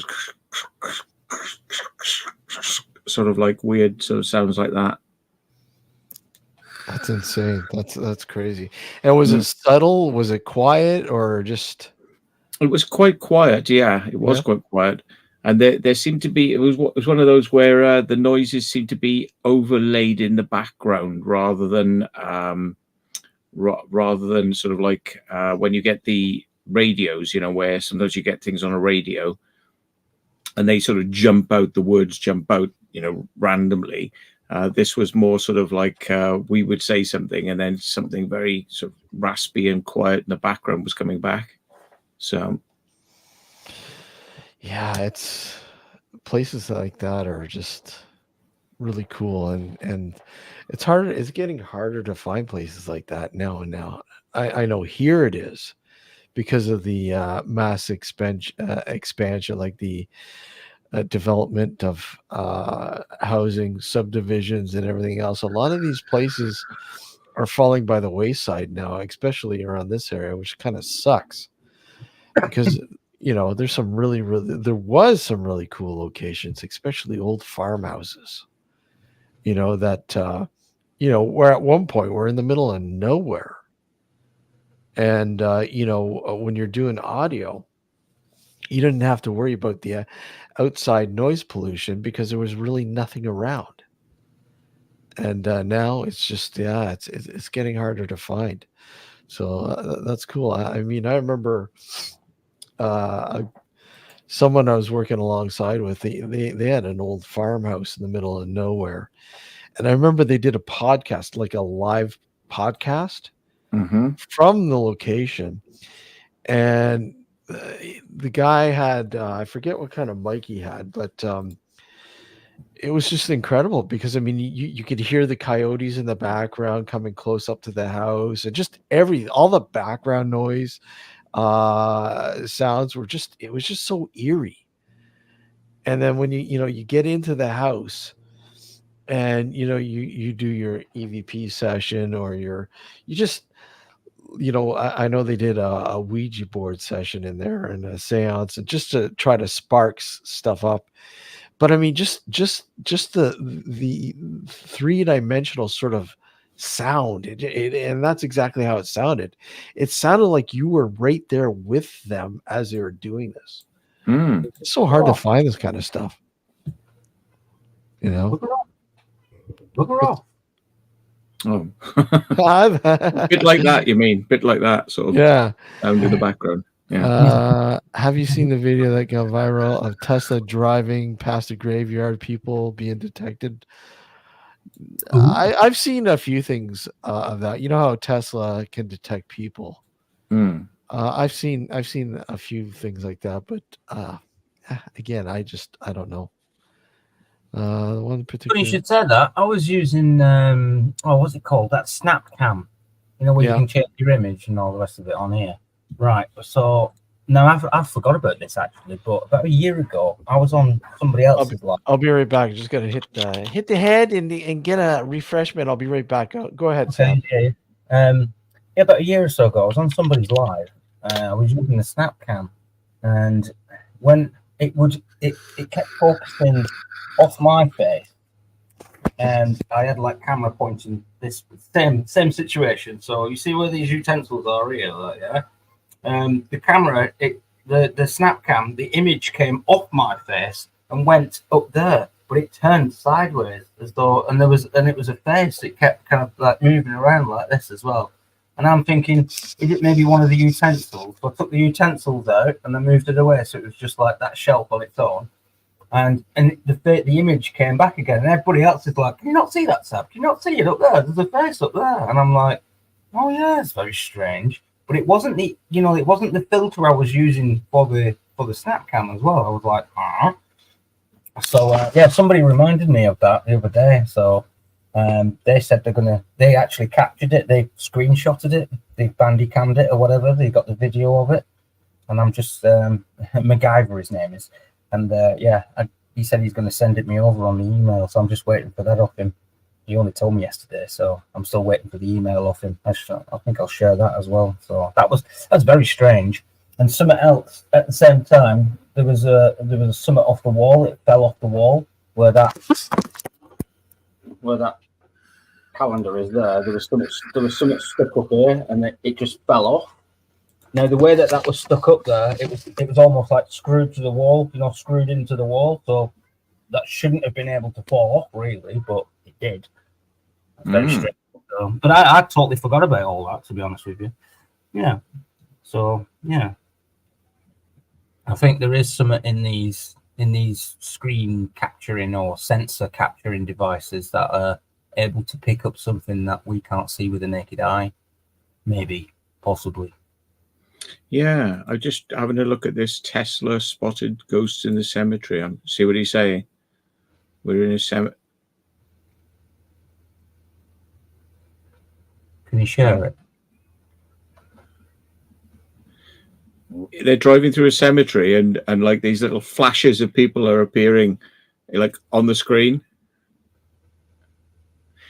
But the thing is, I think it's mistaking the gravestones, and it's going because they're driving towards and they're seeing something the height and shape of a person. It's sort of flicking on briefly and saying, "Oh, maybe that is a person," on the screen. Yeah. Just picking up the residual, the outline of something. Mm. Yeah. They're just trying. Yeah. We're in a different cemetery, they're saying now, and we're driving along. Very interesting. A different cemetery. Yeah. Okay, what's Cornell? It doesn't matter. I suppose on that sense, with the logic that you've just behind it, it doesn't matter what cemetery you're in. No. I don't know. I've always been skeptical with cemeteries, but I mean, cemeteries, I think, have an entirely different sort of, I guess, energy, if you will, than what people typically think that it's dead loved ones. I think it's something else. I think it's more of a sort of a collective sort of energy, if you will, rather than just a single. Ooh, Maltesers. I love You know what? That's one of the things I say about it, though, as well. In fairness, I mean, when you think I about might get it, a can of beer as well. Actually, I Yeah. haven't had. I need some. I need some you got him drink. going now. Look, you got him Yeah. going. Yeah. Get in the zone. Yeah. Get in the zone. But yeah, my logic on that, what I think anyway. I Mhm. mean, when you put this in perspective, think about it. Yeah. On the knowing that we've got, on the knowledge that we have, or the belief system that we have, let's say. I mean, we could be wrong. Don't get me wrong, but think about it. When you pass away, and there is, quote unquote, there is an afterlife. Let's say. Mhm. I mean, you've been given an ultimate power here, like where you can go anywhere, you can do anything, you can visit loved ones, you can. Like I said, maybe I'm wrong on this, but my kind of thought on this is: would you really want to just be hanging around your grave all the time? Well, I mean, let's be honest. I mean, do you fucking even know you're at a grave? I mean, when you pass away, you don't pass away. You're not passing away in the grave. Or would it? I mean, look, yeah, I'm just trying to put it in logical. Or would it be maybe on that sense? Then maybe would it be if some souls, let's call them some etherical souls, whatever you want to put it in, from spirit, I think it all they depends though still too. attached to the body, like, do you know what I mean? Whereas in like you don't know, you know what I mean? You're unsure of where to go or whatever, so you've stayed with your body until you found yeah, do you get me? Until you've seen the light or whatever. I think a lot of it though too has a lot to do with I guess the era in which you died. I mean, we're looking, say early 1900s, 1800s, and earlier, where death was misunderstood in some cases, where people were thought to have died that probably didn't die, and they were buried alive. Mm. Yeah, that goes back to having little bells put on the top of your grave. Well, yeah, exactly. The dead ringer sort of scenario. But I mean, there's all sorts of things that I think an older, say, cemetery has, where a newer cemeteries is totally different. I think with people being buried nowadays, it's like, most of the time they're, their essence, if you will, is long gone. It's not there anymore when they're being buried. And people who are cremated. I mean, what happens when you're cremated? Are you gone before the cremation, or you go with the cremation? I mean, you just don't know, right? It's makes you wonder. Maybe you're forever tied to hang around the furnace where Yeah, I know. There's thousands of them all crowding in there, like yeah, vying for space. Yeah. But I mean, it's just simply we don't know. We don't know. I mean, again, it's just a lot of theory as to what happens to us when we die. I mean, I like to believe that when we have an energy about us, and that energy just transitions, rather than sticking to the sort of physical vessel that we call our body, whatever. I don't know. I think we're a part of a much larger collective sort of entity that just kind of returns to that collection, if you will, or that network, if you will, and then maybe is dispersed. I don't know what people would say is reincarnation, maybe, or a new life. Who knows? Who the hell knows? I mean, how do you explain people who have the knowledge of something that is entirely not something that was a part of their life?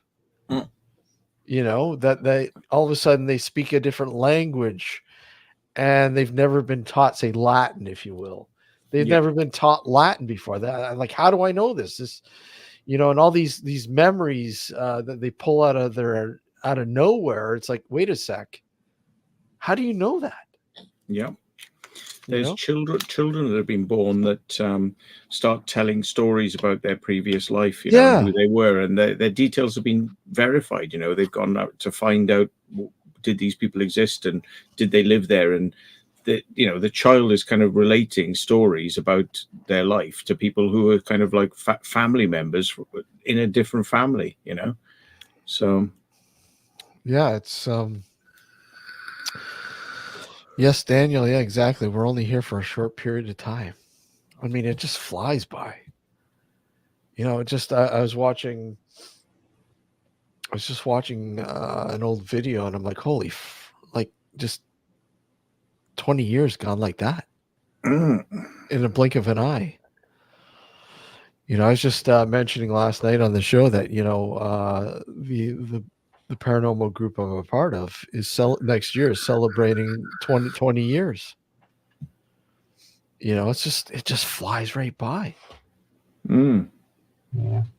So yeah, and time seems to get shorter as you get older. It's like the years flick by quicker. When you're a kid, everything seems to take such a long time. Yep. And then when you get older, it's kind of like weeks pass by quickly, and you're like, oh shit, when did I do that? Shit, that was 6 months ago. It felt like last week. Exactly. Yeah. When you're younger too, you can't wait to grow up and get older. And then when you get older, you're like, fuck, why did I have to wish I'd get older? There's loads of discoveries being made recently that are actually like new scientific researches. For example, they've just found out this past few months that we actually have magnetite crystals in the back of our head. And they're saying that this is what helps us to decode and transmit a lot of the input that we have in our, you know what I mean, like external input that we get. Yeah, and these, and you can go and look for this as well. Right? They've discovered magnetite crystals. I was like, oh, that's very strange. Well, they discovered that birds are using quantum fields to navigate by. And it's like, oh, so they can pick up quantum fields in their brains. Well, something as simple as a bird. Well, we've evolved way beyond birds.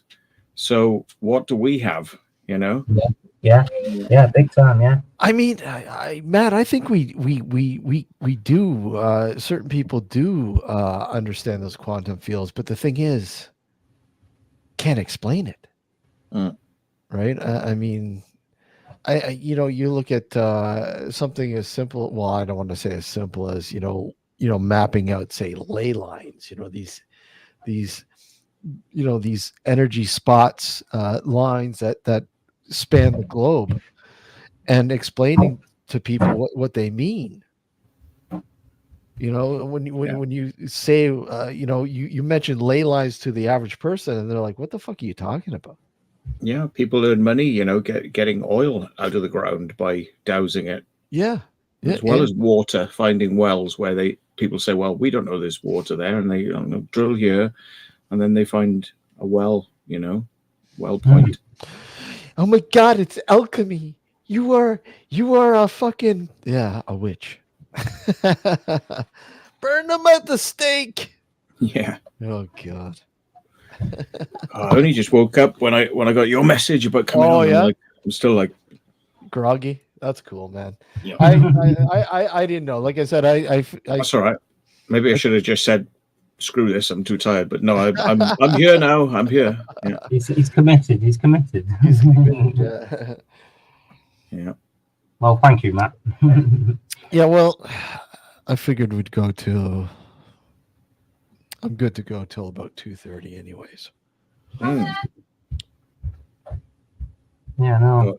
Oh, yeah, have a look at the channel if you wish, and yeah, it'd be good because I've been touching on a lot of different subjects that might intrigue you, and you're more than welcome to go and take whatever it is that you need from my channel and repost it on your own channel, etc. I don't mind you doing that. I'm not going to copyright or, you know what I mean? I'm not going to contest you about it because getting it out there is more valuable to me than it is. Yeah. No, I've never drunk beer for breakfast. I don't think so. Anyway, apart from when I'm at a festival. No, it's 7:00 in the evening here. So yeah, I had a meal, and then as is customary, you have a meal, immediately fall asleep, straight after eating the food. So, but wait, why did it come up again? But I mean, let's be honest. I mean, beer, the genetic makeup of beer is closely related to breakfast, anyways. Excuse me a minute. Bread, oats, you know, only the fermentation is a little obviously different. Hey, Joe, how are you? You know, I mean, that's why. Oh, yeah, you're drinking beer for breakfast. Oh, I do it all the time, only in the form of porridge. Mm. But you know, going back to that house, Matt. So you guys, you know, experienced some kind of weird stuff there. And okay, so are you editing that for an upcoming sort of thing on the channel? yeah, I've got the members one is actually rendering now, and I'll upload it later on, and Okay. it'll go out for the members. I've sent a copy of the clip, just that little bit to yourself and to Andrew, who was there, Yeah. just so they've got something to reference. But yeah, Look forward to it. Looks you know, I mean, I can put the clip, the link for it in the chat so that people can go and have a look if they want. But just that clip. okay, yeah, no, I wasn't going to do that because I didn't know if you wanted to keep it on the lowdown for now. So Well, no, it's one of those, you know. I mean, it'll go out there, you know. If anybody wants it, they can have it. You know, it's yeah. The whole video though, that will go out to members and get released in time. But yeah, I just did a little analysis of it, like tweaking the colors, stabilizing it, zooming in, and sort of just to show that it's kind of bizarre. But yeah. So when you do the urbex thing, I mean, you know, the paranormal aspect of the urbex thing. I mean, do you only do that with certain people, urbexers? Yeah, only people I know who do it. You know, I'm Yeah. interested in it. Oh, here we go. Yeah. Bloody hell. Yeah.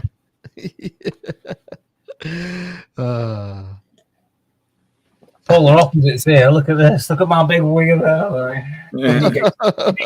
These, Matt, I'm telling you. Big afro there, yeah. A big ginger pube afro. Ginger pube. It's a proper one as well, right? Yeah. Oh shit.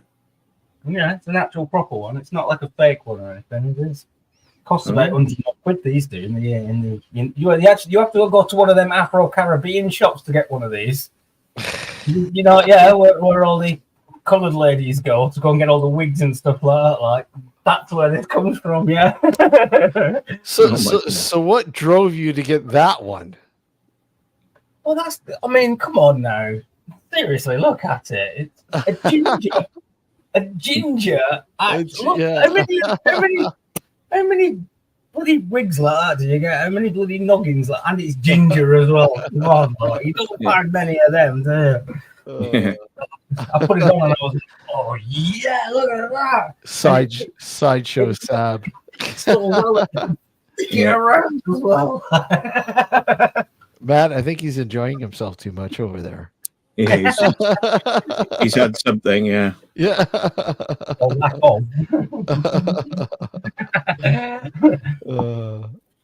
Yeah. Parascience ginger. Yeah. Bad yourself. I'm gonna watch that clip myself now, see how it uploaded because I haven't checked it out yet. But the one you shared in chat. Yeah. Yeah. Oh, the light. Okay, so I'm watching it right now. Oh yeah.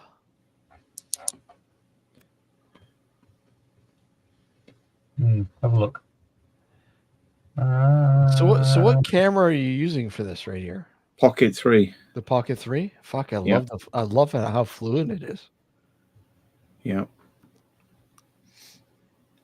How come nobody's left any lights on it? Yeah, That's crazy, man. So what's on the other side of that door? Nothing. And that's the front door to the house. Yeah. Now, if you look at it carefully, it not only reflects across the door, then a few lines move to the left as well. I see But they're that. like dark lines. They're like darkness moves across the left-hand side. Yeah. So it's like light goes across the right-hand side, but darkness goes across the left-hand side. That is so fucking weird. Yeah. And torches transmit light, but what transmits dark? That is absolutely crazy, man. Mm. How it's like it's coming in from the crack of the door and just traveling To the left on the door. Yeah. That's insane. But I'm moving forwards, then stop, and it continues, and then I continue, and then it's going the whole time I'm going. And that's key, because that rules out the reflection or the movement of the camera or anything like that, because you're standing still and it's still doing it. Yeah. So yeah, was there anybody else in there? Yeah, they were all on the third floor. So that was just you then? Yeah. Wow, that's insane. That's crazy. Yeah, and if you look a bit later on, if you watch the video through, the whole video when it comes out, you will see me walk up the stairs, and the stairs as a little alley. It's like a little setback before it goes out into the floors. Yeah. So you could imagine somebody upstairs maybe would, might be a light and it might bounce or something like that. But I mean, there's a setback on floor 1 and there's a setback on floor 2. So not only would it have to come out of the setback, then turn sideways and go down, it would have to have done that 2 floors, down 2 floors to get out, So Neil saying at 108, there looks like a shadow of a person on the left. Is that something that you picked up, Matt? Let me look at this. Let me look at this again. Look at this again. Hold on, I'll load it up here. So 108. Yeah, that shadow of somebody on the left is what I'm talking about. The darkness. You see, the light moves from the right, keeps moving, and then becomes darkness. Then, so instead of light being transmitted, then darkness is being. Yeah. It fades off. I see that it fades off to about the middle of 3/4 of the doorish there. Yeah. Yeah. I just caught that. When I was looking at it, I was like, "Oh, what's that?" And I rewound it. I was like, "What is that?" It's just weird. I could have easily missed it, because I'm often listening for the flow of the audio rather than looking at the video too much, with these things. So yeah. Yeah, that's crazy. That makes no sense at all. None. It defies. That defies. That's very intriguing, Matt. And you captured that on the Pocket 3. Yeah, and the whole thing is a fluid motion of me walking around and going in room after room after room, and then just to see that, just out of the blue, so yeah. So what light were you using? Like, did you have a light with the Pocket 3, or? I was actually using one of these, which goes on the bottom of the camera. So, hang on. This is the Pocket 3. Yeah. And then I don't know if you can see me. Yeah. Let me just see if you can see me. You can see it, yeah. Right? Yeah. So then you get this light and you screw it on like this. Oops. And then just spin it round just so it stays on. Just screw it round. And then I walk around like that, and it's kind of like. And what is that, a light that comes with the Pocket 3? Is that an accessory? No. Yeah. So I'll turn it on so you can see, but it just should. Boom. Yeah. I remember he has told us about this before. I remember he's actually that's pretty neat. On it before, yeah. I'm inquiring because I'm thinking about picking up a Pocket 3, and I wanted to grab a light for it as well. So yeah, these are really good because they're wide field. I mean, they just go out like that. and you don't get a hot spot of light, so you don't get like a torch with a hot spot in Yeah. the center. Yeah. It's just like bland, nice, Yeah. sort of And uniform light. what's it called again? Well, these are YPPs. These are like about 30 quid a piece, but you can get one called a Pixel G1S or something. It is. Yeah. That's even brighter than these, and it lasts a lot longer. Okay. I've run out of power on these. These go about an hour, and the Pixel, I think I've had about one and a half hours out of. Yeah. Nice. What sort of LEDs have they got in cob LEDs? I don't know, but you can change the color balance on them as well, so you can change color. All right, so you can get soft white and bright white. Yeah. Let's have a look what we got. And so, like, you can have different colors. Oh yeah. Wow, look at that. And so you can change the colors all the way round to blue, green, golds, reds. So. Matt, See, that's something we've talked about this before as well, saying that the human eye can only pick up like a fraction of light that's available, and sound as well. We can only hear a certain amount, a certain fraction of sound that's available out there. Hey, Matt, send me a link to that the one that you're saying is brighter, or even that one, because that. Yeah. All right. I'll have a look for the cob now and see if I can find you the link for it. Yeah, because I'm on the cusp of buying a Pocket 3, so I mean that would be intriguing. It's a Pixel G1S RGB video light, and Amazon have got them. I got it my second hand on eBay. Oh, it's currently unavailable. It says. Let me just see if they Pixel 1 G1S. See if anyone's got them.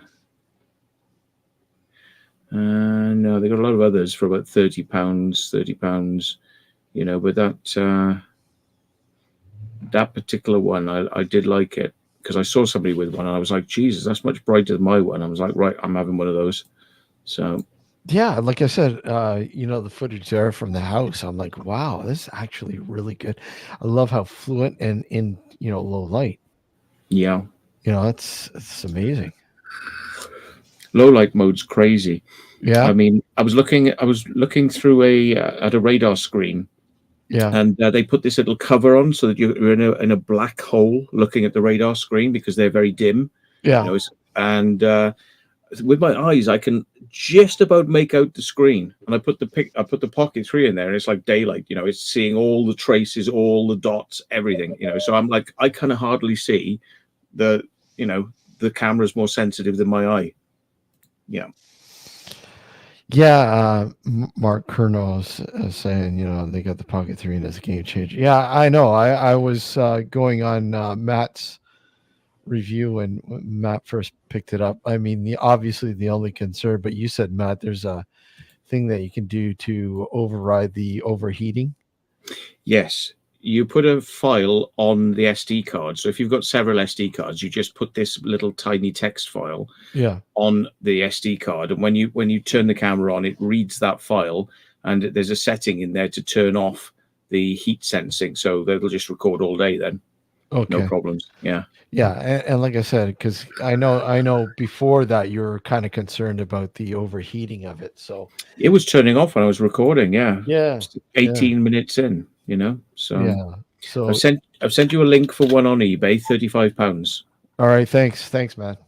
Thanks. Yeah. I will look into that because I'm looking into some relatively good lights for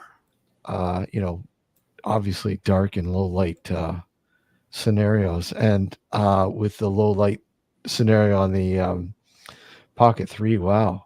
I just it's so fluent, incredibly fluent. Yeah. I mean, the stability and the lightness of it, it's much nicer than trying to film with a big beast like that, Yeah. Ignore the screen on it, that doesn't come with it. But even that, it's like once you put a stabilizer on it, it is as heavy as that again, Yeah. So, And I was saying to Dan, like I said, I noticed you film in bursts, like, you know, you sort of film and then you put your camera down. I said, I bet it's because it's just like weighing your hand down, you know. Yeah. As you should try the Pocket 3. You know, it sees as low light as the A7S, which is, you know, an amazing camera in itself. But you know, you can walk around all day with it because there's no weight. So, and that's so crazy. I mean, you know, thinking of this, like say 5-10 years ago, it was unthinkable. yeah. And now we have these portable, lightweight devices like the Pocket 3 that just, wow, yeah, exactly, a game changer. Yeah, I mean, I'd always dreamed about having a camera that was cinema quality, you know, and this sort of stuff. And I mean, you know, you've got like 8K in a mobile phone these days, Yeah. you know, and I mean, it's like that's 4 times the quality of a cinema. 8K, you know, like a lot of cinemas out there are only 2K, you know. Who would ever have thought? Mm. Who would ever have thought? Hello, Joe. Wait, man, Joe. Wait, man, Joe. Hey, there he is. I'm here, boys. I'm here. What's up, man, Joe? Oof, I'm getting hot. I'm going to take this thingy off. Anyway, I'll calm down now. Uh-oh. Don't do that, Joe. Joe, you're calming down. What's wrong? Everything okay? Yeah. Apart from different things, you know, I've got to be good. Anyway, I've got to say, Stephen knows your channel, but I've got to say one thing to Matt. Uh-oh. That Q Club. Wow, man, that was amazing. Yeah, that was massive. I sent you a message. Honestly, you could have easily got lost in there. All these. Yeah, I mean, when you first go in there, you do get lost, but then it sort of clicks. Your brain goes, "Oh, I kind of get it now." Yeah, you know, I know where I am now. But I think there were 1 or 2 bits of it I forgot to look at because I sort of went, "Oh, well, where does that go?" Then I came out and then walked somewhere else, and I didn't go back to 2 stairways in there that went into different areas. But yeah. There was that many stairways in every place you walk was a stairway along a corridor. Wow. It took me a while to watch that 2 hours, right? I loved it, enjoyed it, every bit.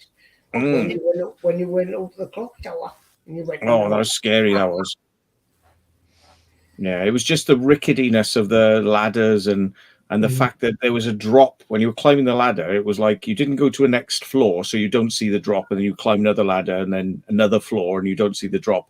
I don't mind those ones so much. This one was like a ladder to a ledge, then another ladder to another ledge, and another ladder. And then you looked at, and I was like, "Don't look down. You're not going to enjoy it." And I was like, "I have to." I was like, I looked at, showing the torch. Oh shit!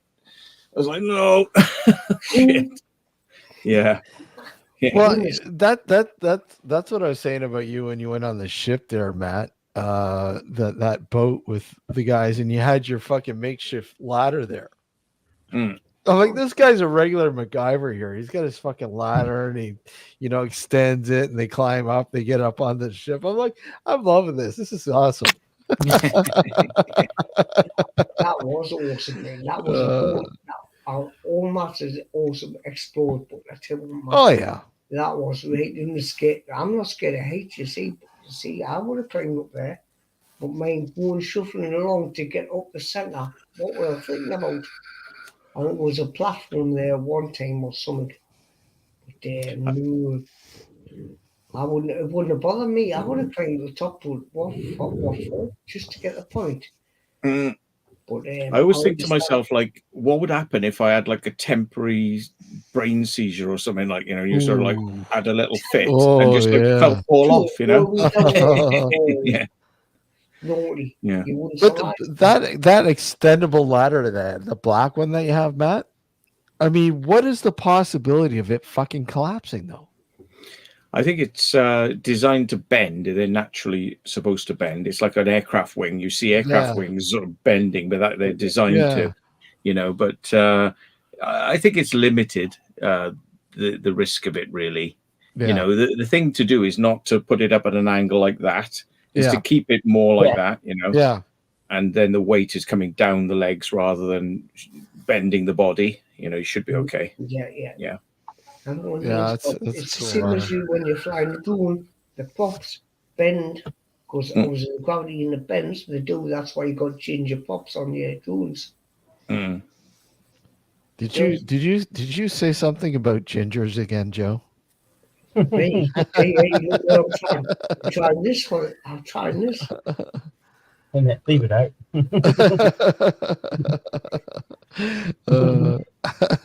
Gingers have souls too, you know. Just a little thing, but I'm trying. And not just What always bugs me is these ones you buy in the shop, the little disposable ones, you know, they always taste really bloody good, you know? And like this one, which is, you know, the fluids are cheap and all that, but it's always a bit sort of like, yeah, you know? It's not. I wanted to get something like yours, like a 60 or 70 quid, you know what I mean? To get. Just got So this. does that mean, Joe, you quit smoking? No. I'm trying to get used to this. You're trying to get used to I it. call me smoking down, you know, because no, I'm really bad with smoking, you know. It's not that, everybody. I don't get it, mate. I don't know why you do. I can't do the vapes. I just don't get along with them, to be honest. I know, Sap, I know what you mean. But, you know, I've got to try and do something now because doctors are calling me up. They call me out the way. Don't mix them up, Joe. Don't mix them up. As in, like, what I'm saying is, don't start smoking cigarettes and the vape as well. Like, No, the thing is, Do one or the other is what you're Yeah. saying. I can't give up smoking, but try and use that when I try and space it out. I can't give up smoking cigarettes, so I'll be honest with you. But see, because you've been smoking that long, you can't just jump to a vape and think that's going to give up because you can't. oh yeah, have you not heard in the news? They're supposed to be supposedly banning the disposable vape. Yes, certain ones. Or is it only certain ones? I don't know the full complexity about it, to be honest with Certain you. ones, but it's the main companies, the big company, UK companies, because that's a UK company, and then they're going to be it's these foreign ones they're going to try and kick to one side, you know. It's Yeah, well, there's a limit. 600 puffs is the limit. But I've had like a big thing, you know, which you recharge it. It's disposable, but you recharge it till it's gone. And they were like 6,000 vapes, you know, and yeah, they're quite good. It's much tastier though. I don't know why can't we get those nice tasty fluids in one of these vapes, you know? I'm glad I quit smoking altogether. Yeah. See, I just closed the other screen down now. I've just got it on standby now. So yeah. I like those little vapes as well because they're discreet. You could be in a public area and just do one and nobody's noticed you've done it. The little things you see, it's alright, but it's what's it? 1,000 puffs. 1,000 puffs on there, and that's probably illegal then, but that's a Blue, which is a British brand. aye, exactly. 50,000 puffs on there. 50,000 puffs. I got mint. You know what I mean? There's different flavors. I tried mint. So I can't stand those minty ones and menthol ones. So when they give me brain freeze. You got 50,000 puffs all in one room. So when they say 50,000 puffs, that's the lifespan of the actual. That sentence 10 years ago, it would have meant something completely different. I'll put this up the box. It came in mint. I don't know. I can pick that up. Blue box. It's 1,000, man. What's on it? I don't know, 1,000. I don't understand this. This is the first time I've tried it. Vape. Yeah, let me have a look up what the UK limits for disposable vapes. Yeah, Daniel. Yeah, it can only hold 2 milligrams of liquids, which is approximately 600 puffs. However, if it has 2 milliliters of liquid, if they give you less per puff, that they could extend it. It's a liquid amount it is, Mhm. but by law, a vape can only hold 2 milliliters of liquid.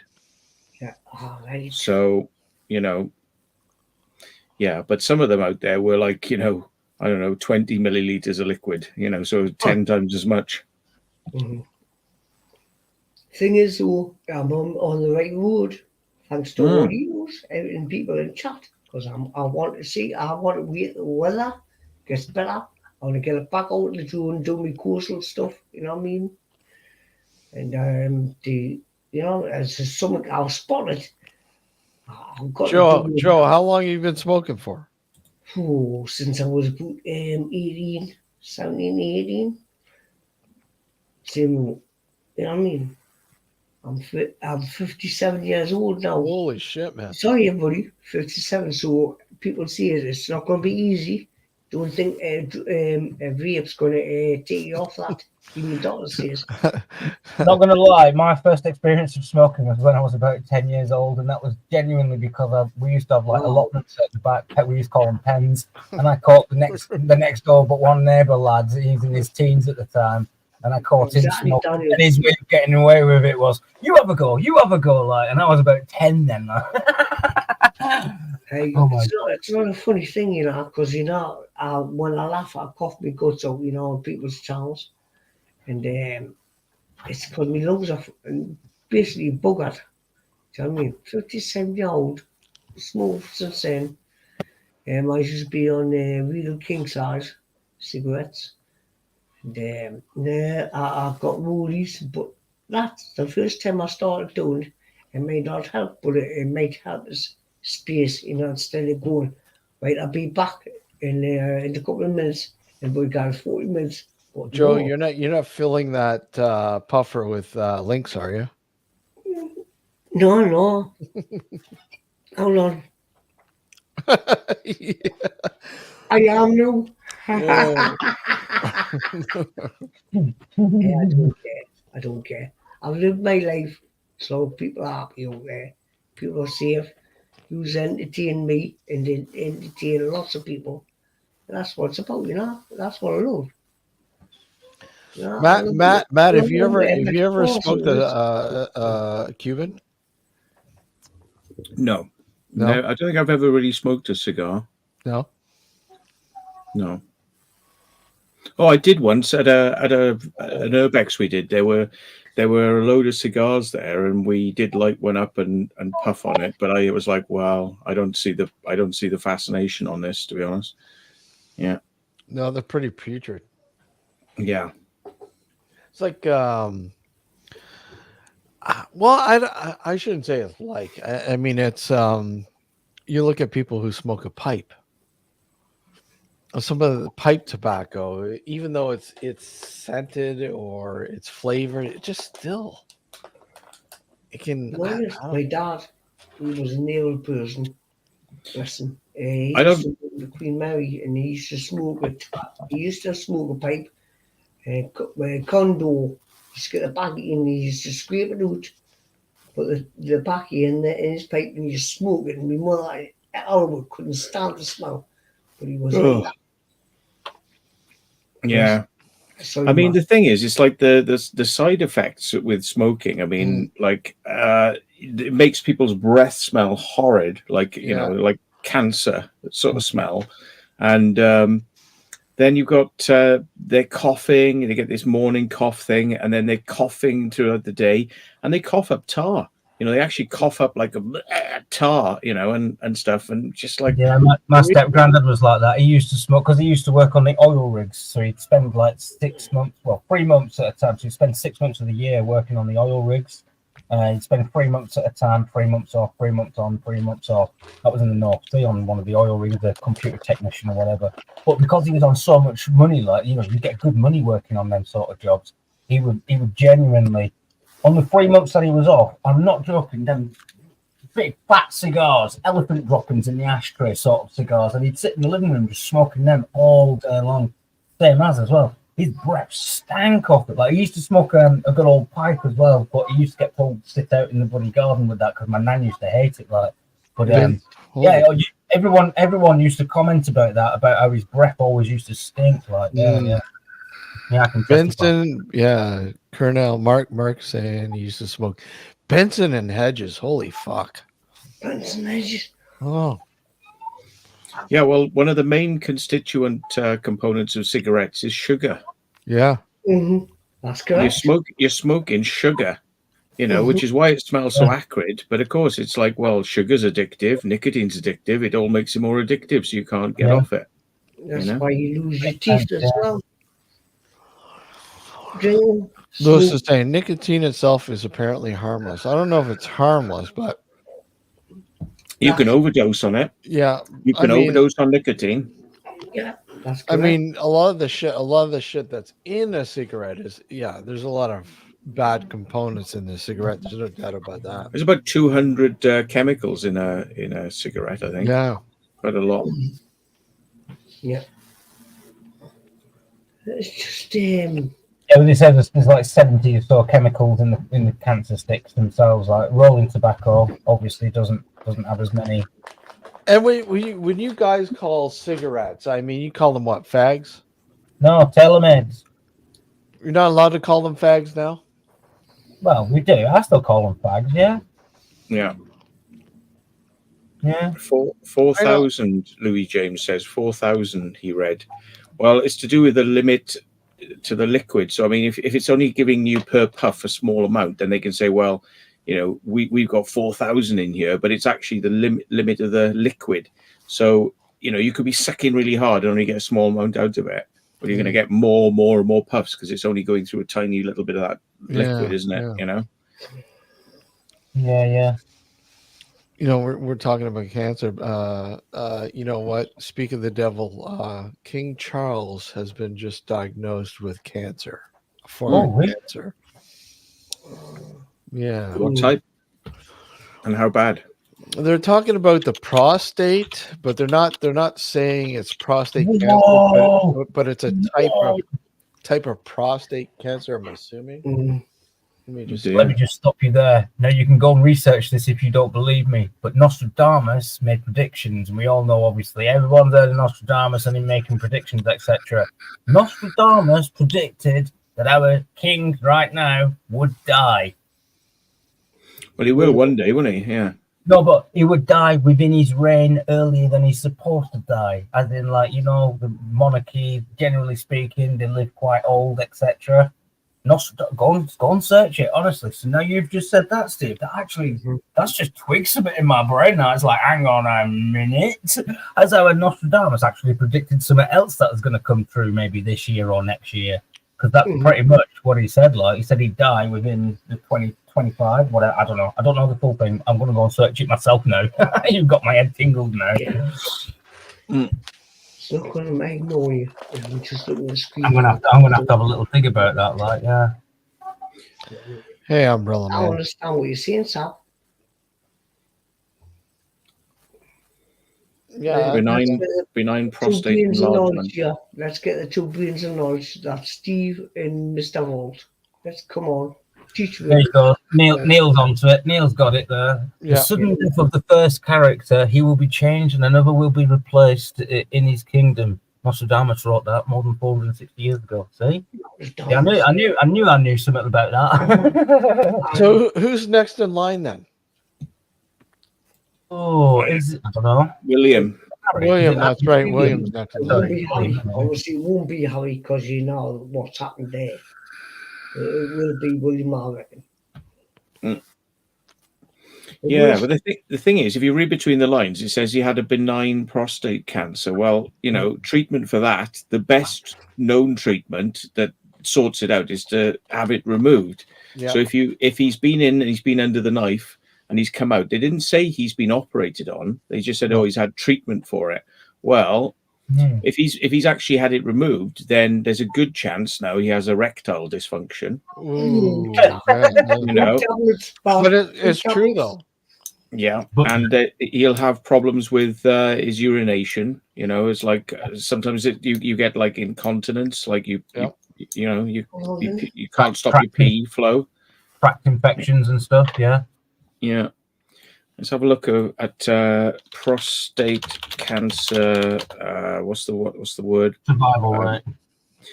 Well, prognosis. No, it's symptoms. Prostate cancer removal symptoms. Let's have a look. Symptoms. Wow.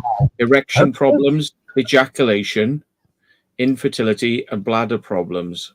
I'm sure that's a big operation not to get rid of it completely. It's not like just a 1 or 2 day job. It's like they've got to monitor them.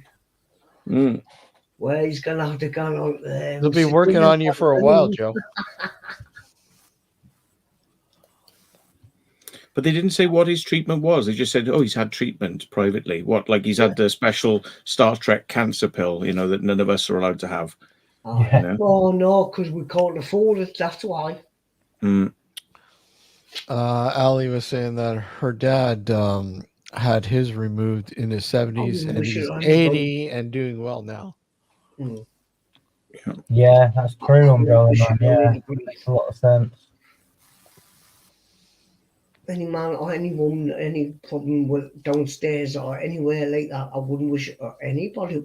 No, but I mean, it's like a lot of women who have a history of breast cancer. They have their breasts removed to avoid that. I mean, when does a man say, "Well, look at I'll have my prostate removed"? Fuck. I was in this place the other day, and where it was a Royal Signals Museum. And I was there. I was chatting to this bloke, and as I was chatting to him, I thought he's just ripped a fart. Like, he was just there. He was like, and I was like, okay. And then later on, it happened again. So I kind of I looked at him, and he went, "Oh yes, my stoma." So it's basically his shit bag was farting on his chest. No. Yeah. Beautiful. What a beautiful moment. Gives a hug. I'd rather not. Magnific. Ladies do know what a vibrator means. That's good to hear, Ali. Ali points out she had cervical cancer. When I laugh and joke about these situations, it's just to make light of it. I know they are very serious, etc. But Yeah. But if you can't laugh at dying, what can't you laugh at? Yeah. But bearing in mind, I think a lot of people are way too serious about dying. Yeah. And I look at it and say, it's not the end all be all. Dying is just a different. It's just the next stage. And we all get there. We all get there, no matter what. I mean, we all face our next stage. That is exactly what sent me on this mission that I've been on for the past. That's what made me meet all you people. In fairness, that's how I came across all you people. Is because this journey I've been on was from when I saw the orb of light about 20 years ago, and that was a real experience to me. And that was from when my mum passed away with cancer. So yeah, and all this is true and real to me as well. And I'll be honest with you as well, and I'll look you all. I'll look everybody in the face. After literally a couple of years after my mum first passed away, for five or so years, I used to be really touchy about subjects when people used to talk, you know what I mean, and take light or make joke or whatever else. I really used to get emotionally upset about it as well. But I've learned emotional damage. Yeah. But I've learned to overcome that now. Do you know what I mean? So yeah. Emotional damage. Yeah. But I mean, it's I think what everyone fears when they're going through this situation is that we all have to deal this. We're on an individual sort of basis, and I think that's what a lot of the fear stems from. That people figure they have to go through this alone, and a lot of people do have to go through it alone. But I mean, for the most part, I think that is what people sort of dread the most, having to deal with this alone. Yeah. Dying alone. Yeah. we don't die alone. No one, you know what I mean? We never really die alone, to be fair. Like, unless obviously you're just a miserable bastard, and then you cause that upon yourself anyway. Really, when you think about it. But you're not really alone though. You're surrounded with loads of people who love you really. I mean, Yeah, you know but what when you start going downhill, they'll all scarper, like, head for the hills. And